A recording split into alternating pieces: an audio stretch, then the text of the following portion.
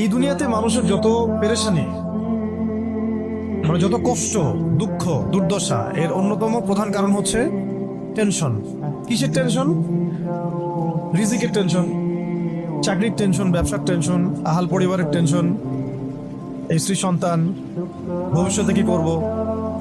দুনিয়ার টেনশনই তো বেশি, যদিও টেনশন থাকার দরকার ছিল পরকালের বেশি। দুনিয়ার টেনশন এবং পরকালের টেনশন সব দূর হয়ে যাবে যদি কেউ বেশি বেশি দরুদ পাঠ করে। এটা হাদিস থেকে বললাম।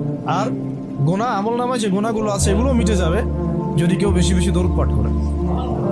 একজন সাহাবী রাসূল সাল্লাল্লাহু আলাইহি ওয়াসাল্লামকে বলেছিলেন, ইয়া রাসূলুল্লাহ, আমি আমার দোয়ার মধ্যে কতটুকু দরুদ পড়ব? আমি কি 1/4 দরুদ পড়ব?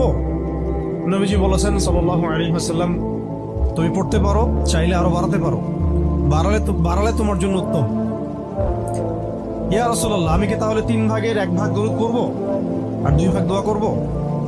নবীজি বললেন, করতে পারো, বাড়ালে তোমার জন্য উত্তম। ইয়া রাসূলুল্লাহ, আমি কি তাহলে অর্ধেক দরুদ পড়বো আর অর্ধেক দোয়া করব? নবীজি বলছেন, বাড়ালে উত্তম, চাইলে করতে পারো।